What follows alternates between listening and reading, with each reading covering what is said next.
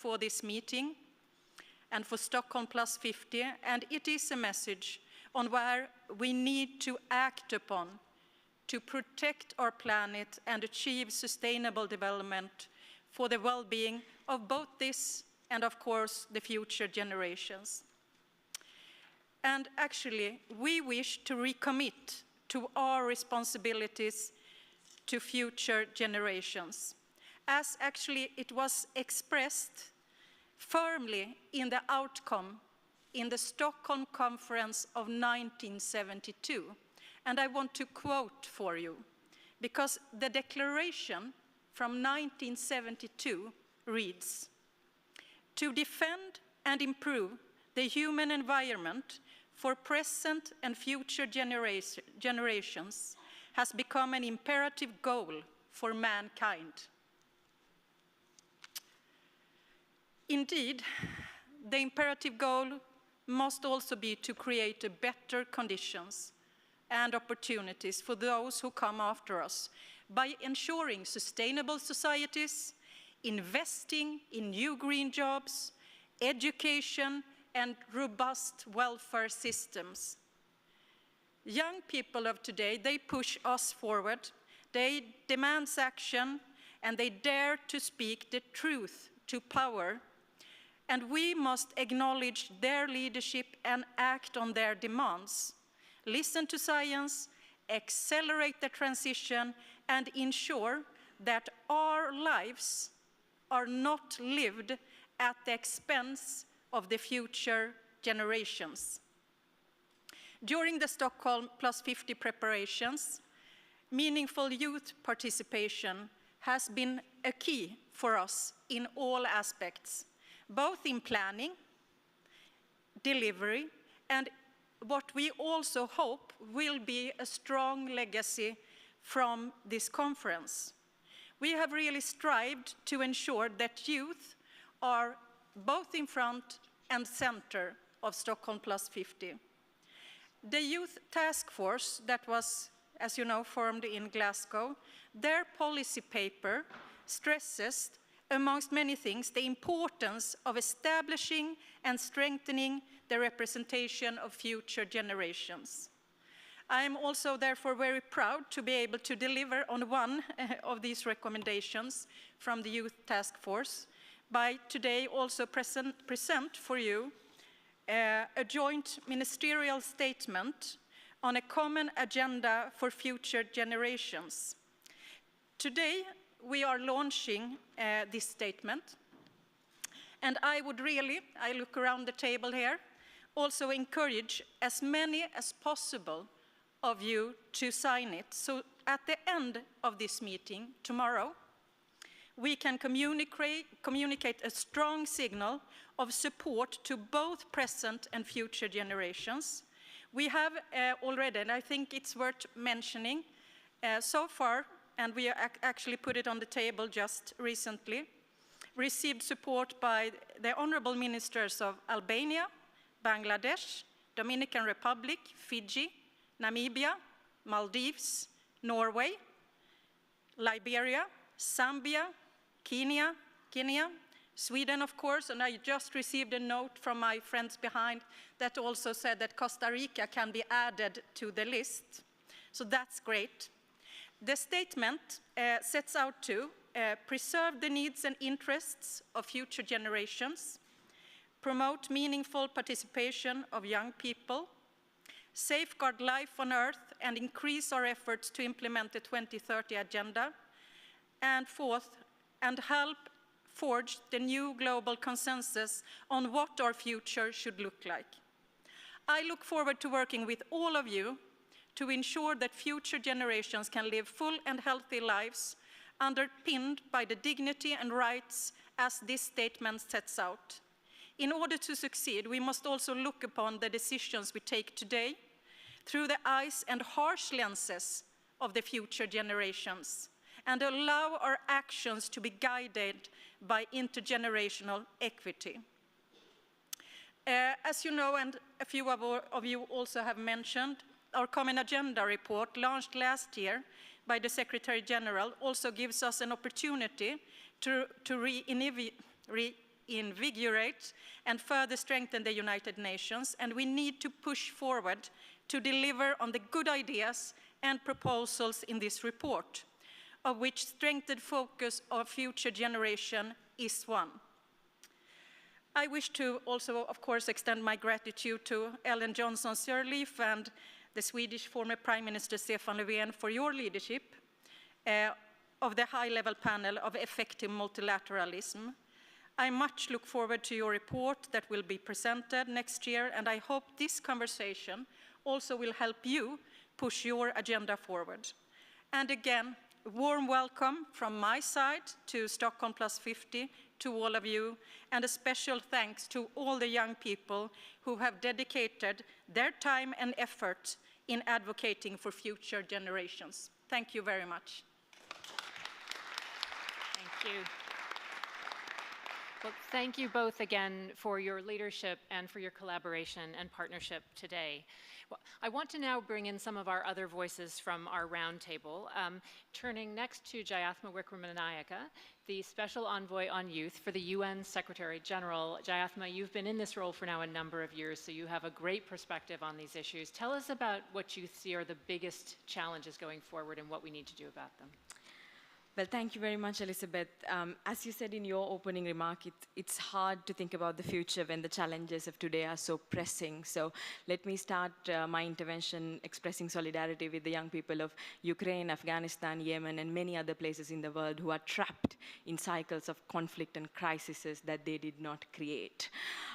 So with that, my first point is to recognize that today's young people are the most affected by all our actions or inactions of today and of the past.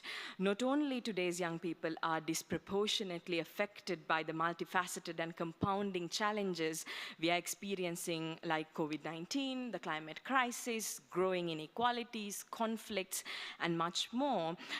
Today's young people will also, as was said many times in this panel, will inherit the consequences of the decisions today along with future generations.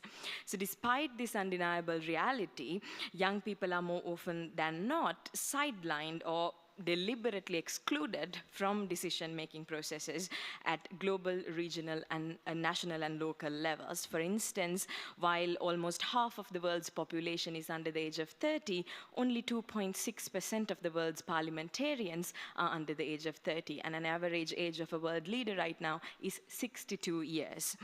Recently, we've seen that decision makers, particularly political leaders, have become more and more comfortable recognizing young people's role as agents of change, which is an important achievement, but this recognition is still not translated into concrete commitments, concrete actions, and dedicated resources. So we must engage young people in a meaningful, diverse, and effective manner as full-fledged partners, and not only as beneficiaries in every step of the way, if we are to make policies and decisions that are future-proof. They must also be meaningfully engaged not only on youth-related issues or issues that adults think are relevant to young people. They should be engaged in all matters that are affecting people's lives, from the planet to human rights to peace and security to development. We cannot address or mainstream the rights and interests of future generations if we do not acknowledge and safeguard the rights of the young people who live in this world today. So we must protect what we value, and that is my second point. It is that we must ensure that while we call for young people to speak up and hold their governments accountable and advocate for future generations, are we creating safe spaces for them to exercise their rights? Young people, particularly the ones who are most marginalized and vulnerable, including young women and girls, young refugees, migrants, LGBTIQ young people, indigenous young people with disabilities, and more, are at the front of the fight towards a more just and sustainable future. But over the past months and years, it's been particularly concerning to witness an increasing repression of youth and youth voices who are peacefully exercising their right to raise their voices, to hold decision makers accountable for the actions that are threatening their and their future livelihoods. And an increasing number of cases, young people are being exposed to brutality, repression and violence simply because of their age and simply because they're speaking up. The COVID-19 pandemic has exacerbated this issue of shrinking civic space that often affect youth disproportionately, and it's imperative that we invest, strengthen, and finance young people's networks and self-organization to ensure that they can respond to threats against their safety. So if they are to advocate a better future for themselves and for future generations, protecting their human rights and participation in civic spaces today should be a precondition. Lastly, we need to make sure that we put our money where our mouth is and that our investments are bold, future-proof, and evidence-based. Business as usual, as my colleague Chido said, is not enough anymore. Continuously spending millions to meetings to discuss international and multi-stakeholder commitments to secure a better future for all the while also funding and subsidizing fossil fuel industries on the side, should not be happening. As we rebuild from COVID-19 and look to address the stark inequalities that this pandemic has exacerbated, we have a unique opportunity to rebuild a greener, resilient, and a sustainable future. And I hope that all of us recognize this opportunity within this challenge and work towards the realization of those goals. We need investments in global public goods, like education, a healthy planet, global health, information, peace, and many more. Investments must target a positive transformational change at a systems level towards a new status quo, which young people have been calling for years. The many challenges that we are experiencing today are the reason of short-term thinking and short-term decision-making. So now is the time to move from short-termism to long-termism, towards a world where the interests and needs of younger and future generations are valued over short-term profit. And I look forward to working with you on that. Thank you. Thank you, Jayatma. You are always bracingly clear and also an incredible champion for common sense. Thank you. I want to turn next to a couple of our distinguished delegates in the room. Turning first to the distinguished Foreign Minister of Bangladesh. It's very good to see you again, sir. Thank you very much. Excellencies, young visionaries and leaders, it is an inspiring experience to be part of this roundtable. Your words and commitments have renewed my faith in the spirit of young and youth. Bangladesh has a relatively young population. 74% of population is young, and 50% are below the age of 25 years. Our Prime Minister Sheikh Hasina keeps reminding us that we must sacrifice our present for our future generations.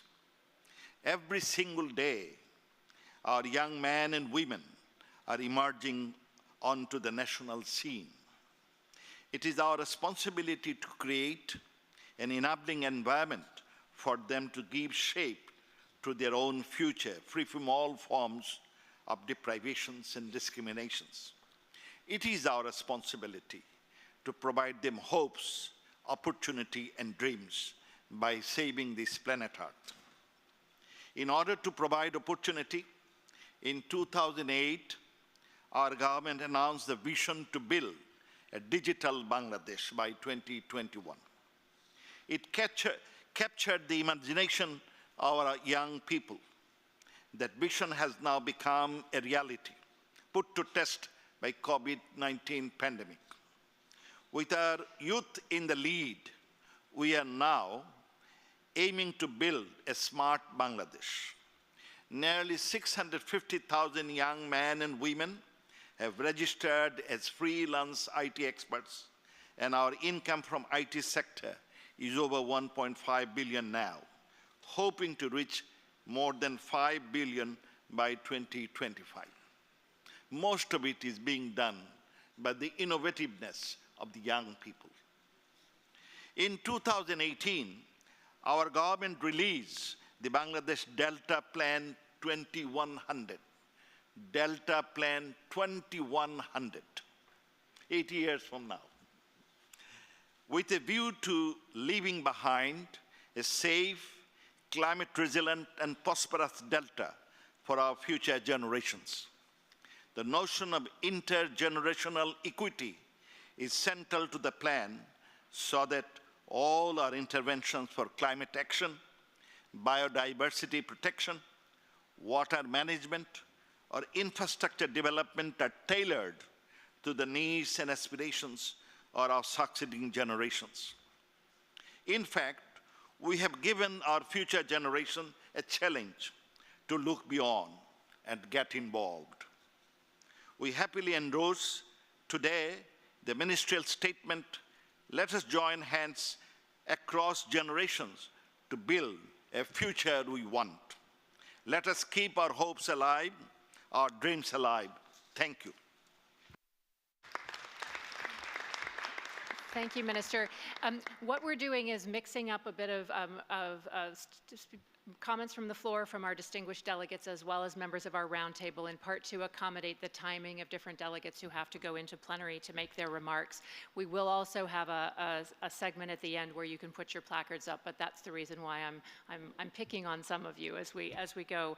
And next up is the Foreign Minister of Liberia. If I can invite you, sir, to take the floor. Thank you very much. Liberia is proud to be an integral part of Stockholm Plus 50 in Stockholm under the theme, "A Healthy Planet for the Prosperity of All, Our Responsibility, Our Opportunity."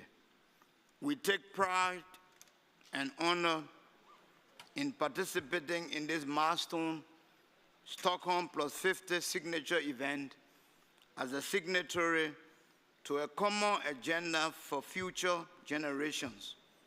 Ministerial statement on future generations.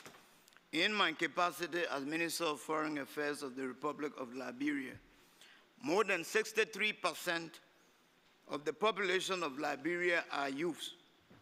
We join this ministerial statement on future generations in representation of His Excellency Dr. George Manuel Weah, President of the Republic of Liberia, and the government and people of Liberia.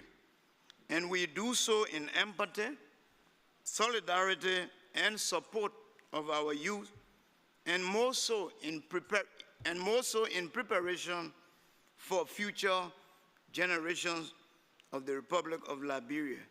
Hence, Liberia reaffirms its relentless commitment to a common agenda for future generations, especially so as that agenda sets to preserve the needs and interests of future generations, promote meaningful participation of young people, safeguard life on earth, increase efforts to implement the 2030 agenda and the Sustainable Development Goals, and help forge a new global consensus on what our future should look like. I thank you. Thank you very much, Minister. And I will go to one more delegate, the Minister from Egypt, before going back to our roundtable. If I can ask you to hold your applause. We want to applaud everyone, but we'll chew into our time a little bit, and we want to make sure we hear from as many as possible, please. Thank you very much. Thank you, Chair, Excellencies, fellow ministers, and participants to this roundtable. At the outset, I would like to commend and thanks to my sister from Stockholm for organizing that event. It's really a historical moment here, Stockholm Plus 50, but this Stockholm Plus 50 this year is different. It's different not only because we're gathered here after 50 years of effort and looking at what has been achieved and taking stock of that and really looking on the future. It's different because the voices of the young people and the youth is an integral part of that, having a document that shows these are their needs and how they would like to shape their future. So we're moving from words into actions, into real packaging of what they would like to see. A common agenda for the future generations would simply mean that we collectively need to push that agenda forward, quickly, actionable, but much more important, where everyone would have a role and a responsibility and an opportunity to be seen in that. And that's not an easy task. And from that perspective, we see that the youth, as part of that process of Stockholm plus 50, moving onward to COP27, which is a COP for implementation, would have those not only messages, but solutions to be brought to the table. Let us not only push the agenda by having everyone around the table, but having the solutions that could be replicated and upscale. And that's because if we need to meet the urgency, we need to have those of the how, and that could be done. Finally, a COP27, not only for implementation, but an inclusive one. An inclusive that looks at the needs of the human beings, because that's where we all live.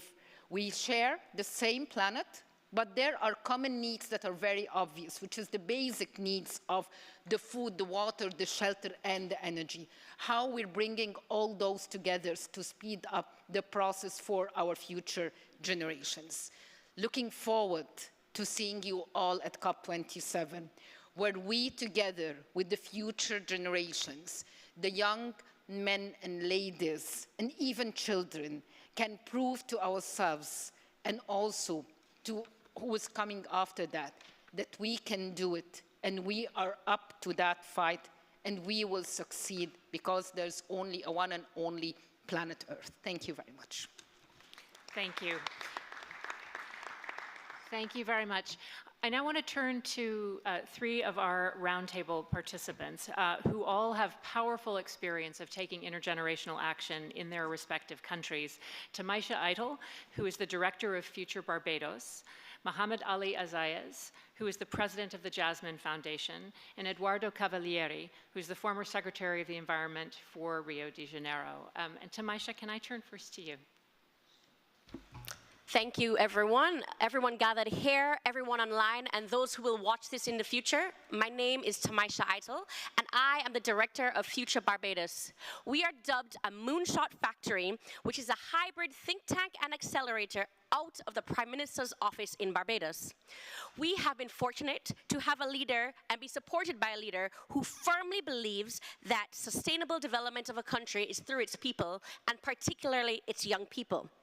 During our first phase, dubbed Project Catapult, we assembled a team of doers, thinkers, and dreamers under the age of 35 to come together to help create and find solutions to some of our country's biggest challenges.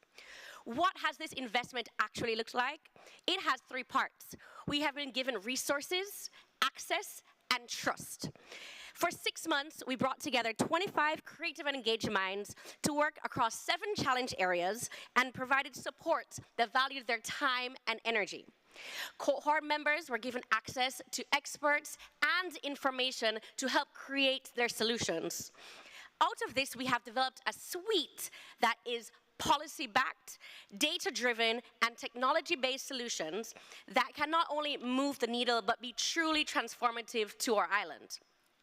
These interventions range from the blue economy to GovTech to crime and safety, but the actual solutions doesn't matter. Unlike the traditional incubators, our government has committed further to invest in the implementation of these ideas. As we move into our next phase, dubbed Flight, the government will pair the solutions with respective ministries and stakeholders to fast-track the transformation and implement these solutions. Future Barbados is proof that when given true agency, resources, access, and trust to young people, we can really have transformational change. We will do in 6 to 8 months what typically takes years. The investment risk our leaders have taken far outweighs the risk of the challenges that we're aiming to solve. We want to move beyond just looking at challenges and towards opportunities. This model doesn't leave problem solving to young people, but allows for intergenerational cooperation through knowledge sharing and collaborative implementation. I encourage leaders to look at this model as true commitment and not just an intergenerational promise, but intergenerational action. Thank you. Thank you, Tamaisha. I knew we couldn't get us to restrain our applause, but I'll keep trying. Mohammed Ali, you're next. Thank you very much, Excellency and distinguished guests. I am Mohammed Ali Azayez, a former advisor to the Minister of Economy, but also recently elected as President of Jasmine Foundation. I had the opportunity to work for Jasmine Foundation for 8 years, and the idea comes that we should create a platform for the Tunisian younger generation to,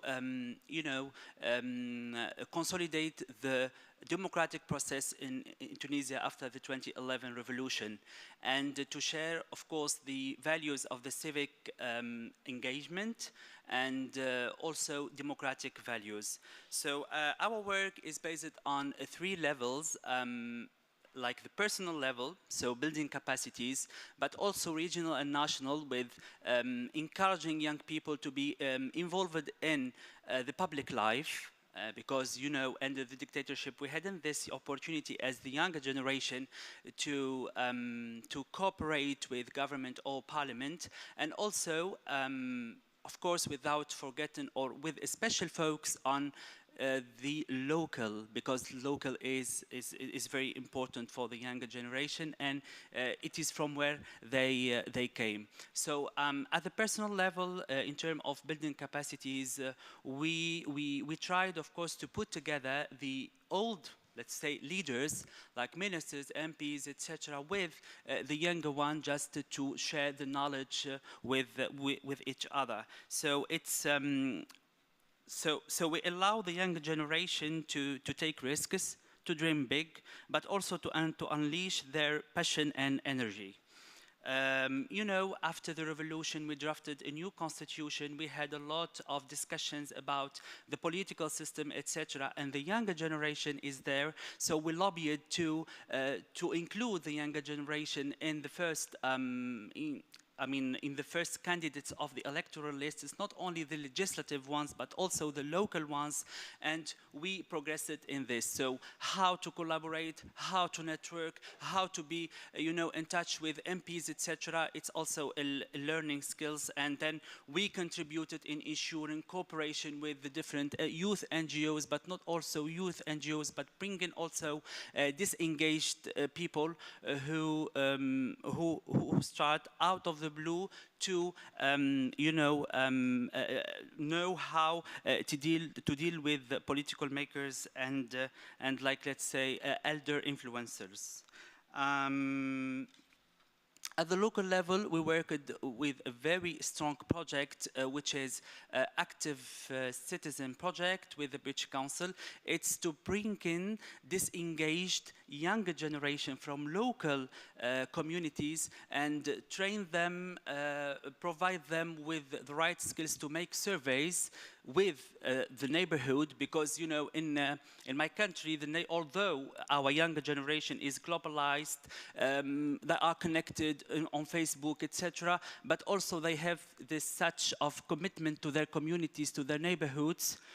So we, based on that,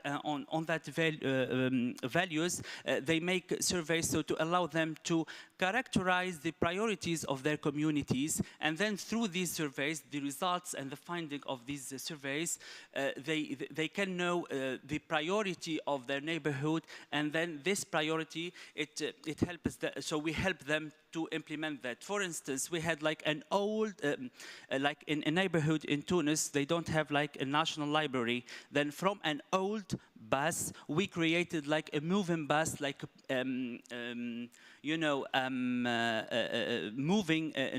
moving library for the community, which helps like the whole neighborhood to have this library that they dreamed to have. So, and for this process, in the implementation, in the planning, in the designers, all the younger generation and the elder generation were together. I mean, from the neighborhood and the local communities to, achieve their common goals. So our work, I mean, in its heart is to put together not only the younger generation, but ensure a real dialogue between the elder generation and the younger generation for a common future. I wanted, Jack, in my speech to talk about that because it's very important to see practical tools to translate all of these values and to translate our contract for future. Thank you very much. Thank you very much, Mohammed. That was wonderful. Eduardo, over to you immediately. Thank you very much, Ms. Elizabeth. Excellencies here, it's an honor and a pleasure to be here. My name is Eduardo Cavaliere. I was born in Rio de Janeiro, Brazil, where I lived my entire life. I'm 27, so I'm a son of Rio 92 generation, which has left an impressive legacy of international cooperation, dialogue, and environmental awareness in the whole entire world. Almost 30 years later, our mayor, a former C40 president as well, invited me to become the city secretary of the environment. I was also elected by my peers, the national coordinator of the Brazilian Capitals for Sustainability. Today, I've answered a call to step into politics, further representing our common shares, our common causes here. The first insight I can share from my experience in Rio should be obvious. Generations must cooperate. We're facing some of the greatest threats in our history. Climate change, pandemics, extreme poverty, wars. Of course, we need you, and you need us. Each generation has a contribution to make. The youth need to trust the elders, and the elders must share responsibilities with us. In Rio, our mayor understood the importance of sharing power and responsibilities through generations. Conversely, the youth decided to trust his legacy. Education, transportation, climate, economic development, and other main departments are being led by young leaders from this generation under the guidance of a more experienced leader.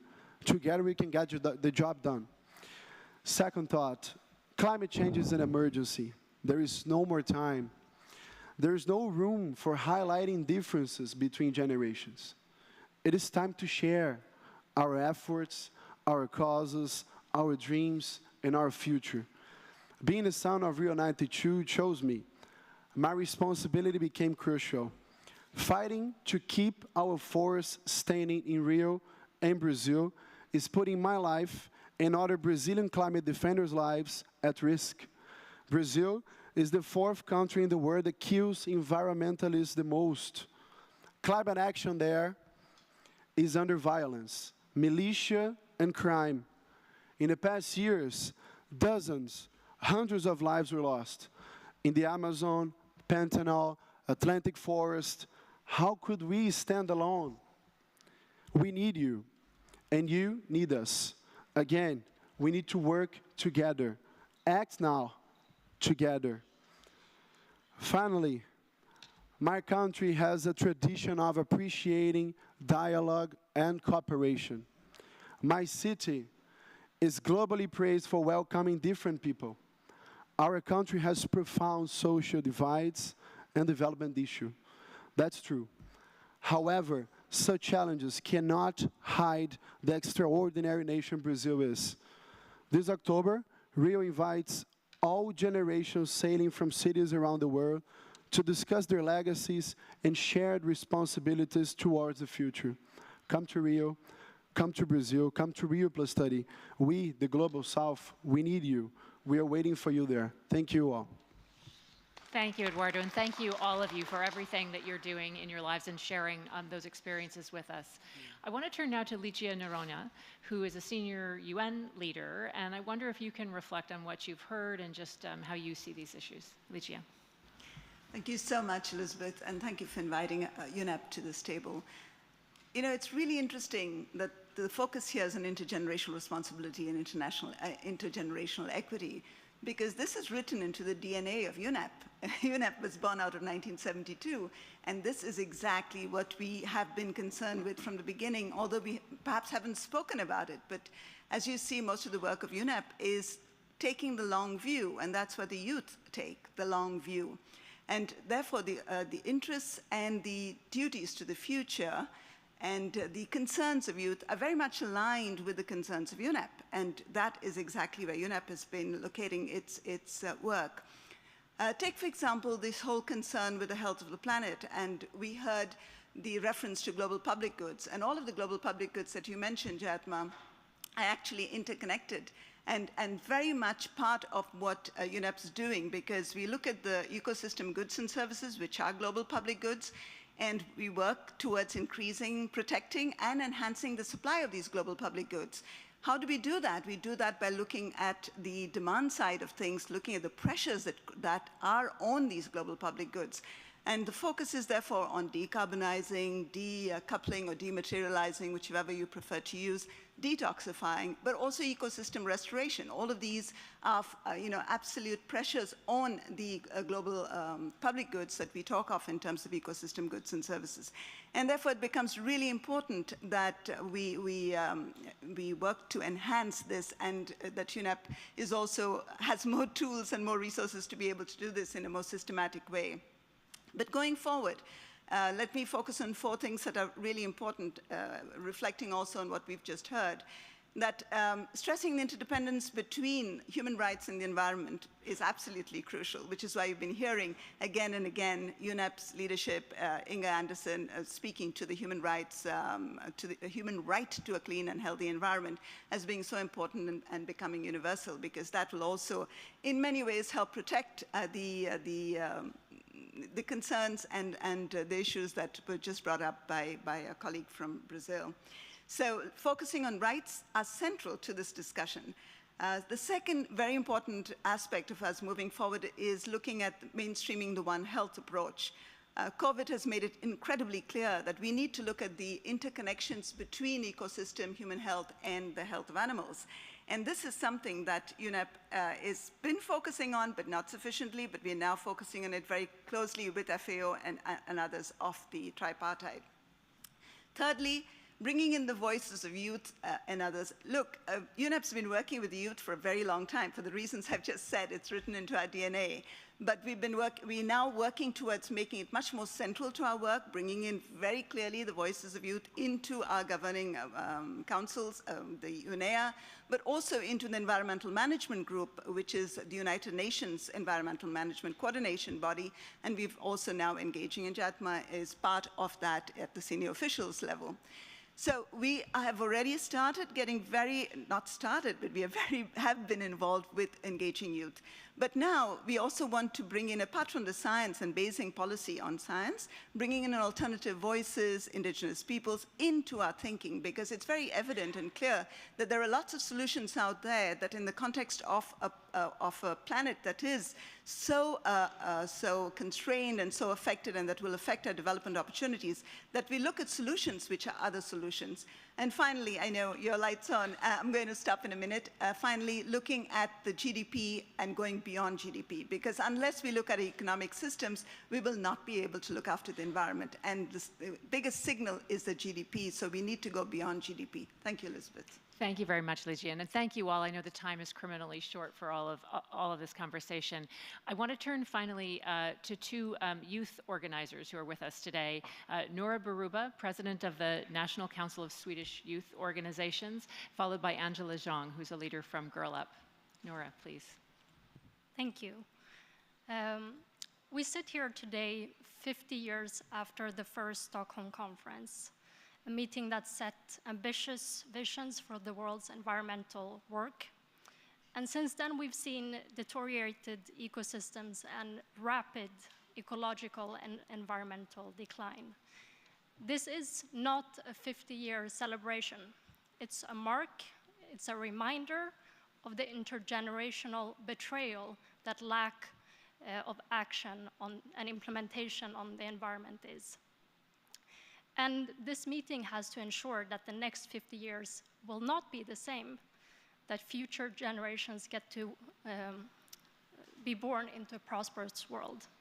We, organized youth, take it upon ourselves to mobilize for future generations, just as we do for today's children and youth. Not too long ago, when many people in this room were still in power, we young people around this table were the future generations. And being born into a world of cascading crisis, it's maybe not too strange to understand that we don't have too much hope. So we ask you, step up or step aside. Children and young people are engaged. They are organized. They are claiming space. But just as the youth envoy said, the space is shrinking. If we are serious about our commitment to future generations, we need to make the next chapter of our civilization one where space is expanding and where children and youth have real, meaningful, substantial power. 4 things will help us achieve this. We need to uproot systems that hinder our progress. Colonialism, inequality, patriarchy, short-termism, militarism, and violence. Our systems limit our progress and they limit our imagination.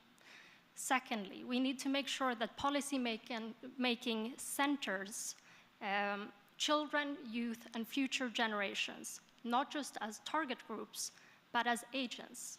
The key word in this discussion is agency. Children and youth are the best guardians of future generation. Invite them into citizenry, into power, do it meaningfully. Thirdly, we ask you, please use your power. We are standing on the outside looking in, and we can just do so much on the streets and in organizations. We ask you, open the doors, change your own roles from gatekeepers to door openers. And lastly, raise the ambition and do it urgently. What does that mean? We've already told you here at Stockholm Plus 50. Implement the Global Youth Policy Paper, criminalize ecocide, implement a fossil fuel non-proliferation treaty, and we ask of member states in this room, please take these concerns into heart, take them into your leadership dialogues, and take them into the summary of this event. Thank you. Thank you.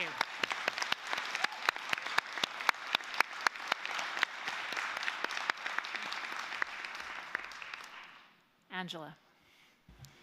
Thank you all for allowing me to be at this table today to amplify the voices of so many youth who were supposed to be in attendance but were unable to do so due to visa problems. I'm honored to speak today due to the Stockholm 72 Convention's memorialization of the rights of future generations. Whether I'm working on gender minority representation or environmental grassroots, I think that the ask for future generations is the same. It's the concept of choice. I can sit here today and talk to you about mechanisms for long-termism, such as lawsuits to protect the rights of future generations or a lower discount rate for the social cost of carbon. But ultimately, I think whatever motivations we have are linked to this promotion of this concept of choice, of autonomy. Because choice is a privilege that many of us may have, that we have a responsibility to protect. The choice for future generations to consider what sorts of avenues they want to pursue, what sorts of lives they want to live. We don't know in 20 years or 40 what norms or values might prevail in this coming time. We don't even know what a sustainable society looks like today, but we can't agree on that. But we need to give others the choice to have that ability to agree to disagree. People ask me why I wanted to join the climate movement, but I didn't have a choice to do so. My home is ravaged by Hurricane Harvey and other natural disasters, but I hope that other people in the future do have that choice to decide to go on the streets. Thank you. Thank you. Thank you both, and I want to thank you all for such candor, obviously for such a leadership that you've shown, and for the challenge that you very starkly posed to all of us. I want to create an opportunity now for the delegates from member states who've joined us here to have an opportunity to share anything on the floor. We will allow ourselves to run over a bit. I appreciate there are a lot of times to navigate, but we'll go over a bit. I would ask you all to try to keep your reflections short to just a couple of minutes, and if you have a longer statement, please share it with our team, and we'll make sure that that's captured in some way in the documentation of this roundtable. Can I ask you if you can stand up your placard if you wish to speak? I will do my best to see you in the right order. I apologize if I don't, it is just my eyes, but I will do my best. I see the distinguished delegate from Norway on my left. Well, thank you very much, Elizabeth, and thank you, Annika and Kyriako, for bringing us together. I think this is an excellent panel on maybe the most important reason that we're all here. And I would like to make a few comments from Norway's side. One is, I think, a very practical thing is that we need to bring young people into our delegations in these meetings. So not only meet them as young people, which is also great, but actually have them in our delegation. And Mathilde Angeltveit here is with me as a part of my delegation. She was selected not by me, but by the Norwegian Council of Children and Youth to be their representative. And that is actually very important, that we don't do youth washing, which is exactly as bad as greenwashing, but we actually ask the relevant representative organizations to nominate people whom are seen to represent the people that they are here to represent. So I'm proud to do that, and we will expand that in future meetings, working very much on making that real. Secondly, I think it's important for us boomers to realize that the kids and the young people are actually right. This is one of the large popular movements on the planet which are actually facts-based. Most populist movements are based on alternative facts, but the youth climate movement is based on real facts. And Greta Thunberg puts it very nicely when older people say, why should we listen to a young girl? She said, you shouldn't. You should listen to the science. I'm just repeating what science tells you, and that is absolutely true and an incredibly important point to bring forward. And we also need to recognize that young people who want change should demand faster action from us, as they do, which I think is absolutely appropriate. They are also good agents of change, because those are the people I know who are most prone and willing to change how we live our lives. There's enough people around on my age who is very resistant to change and actually thinks change is frightening, whereas young people correctly understand that continuity is much more frightening than change. And that's why we need to see this as a movement that is an ally to all of us who want to go not for incremental adaptation, but for fundamental, systemic, transformational transformation. Second last point, Elizabeth, is there's a health issue here, which I think we have to be honest about. There's a lot of anxiety, climate angst among young people for perfectly understandable reasons. And it's not very healthy for our society if a lot of young people, rather than become activists, become passive and disappointed and just leave at least democratic politics. And I will say in my statement later that the most important part of meetings like this is not the eloquence of our words, but the observable deeds that follow. And if the discrepancy between words and deeds is too strong, I think the outcome is that the next generation will lose trust, both in democratic political systems and in multilateralism itself. So we have to do what we say we will do, and we have to come back and say first what we did before we promise to set even higher goals the next time around, if we want to keep the young people as a solid ally for transformational change. Thank you, Elizabeth. Thank you very much. I have the distinguished delegate from Zambia next, and we're trying to figure out how long we can keep this room, so I will stay tuned. But please, sir, may I turn to you next? Thank you very much. I think I'll join the rest in congratulating Sweden and Kenya for convening this meeting. I think this is very, very important, in particular to the youths, because we are coming 50 years after the first very important meeting. It's basically to hand over the baton. I've been listening very attentively to the youths, their lamentations, their pleadings.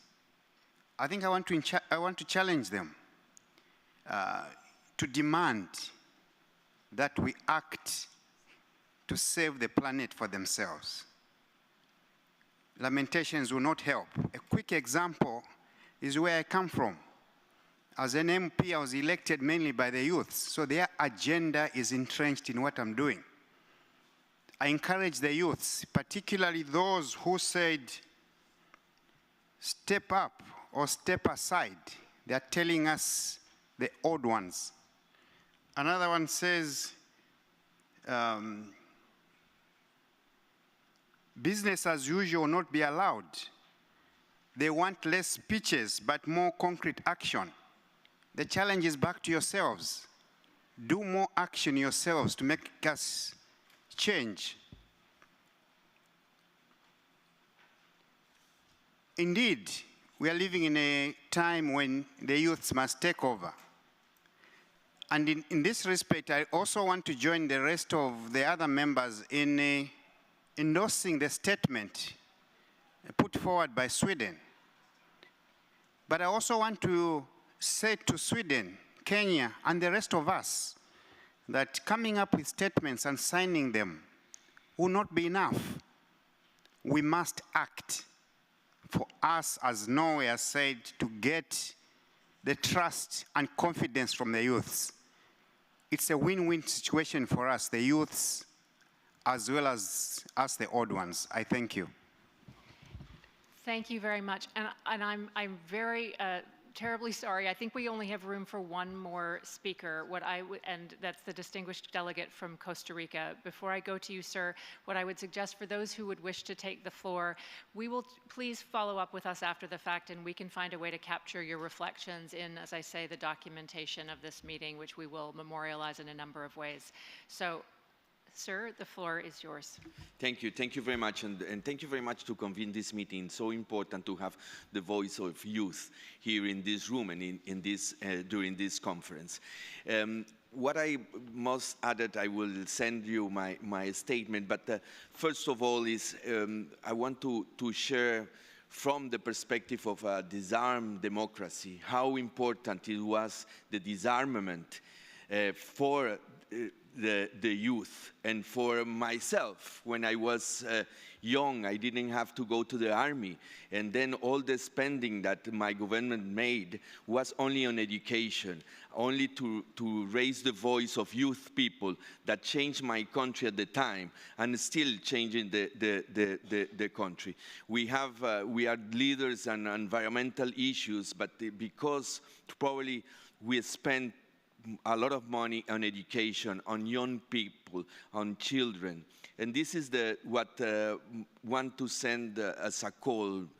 For sure, there is no possibility that we have a responsibility as adults for the next generations, but it's time to act, and probably one of these actions that we can take is to invest in education. Education, education, education. Thank you very much.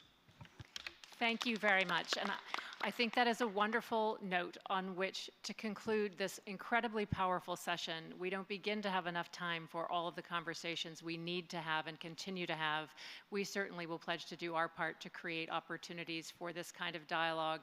And I just want to thank everybody for their challenges, their statements, their leadership, and for all of the work that I know we are going to do together in the days, weeks, and months to come. And again, our thanks to Sweden and Kenya for their leadership of this conference and in general. Let me ask you all to give everybody a big round of applause as you go on to the rest of your afternoon.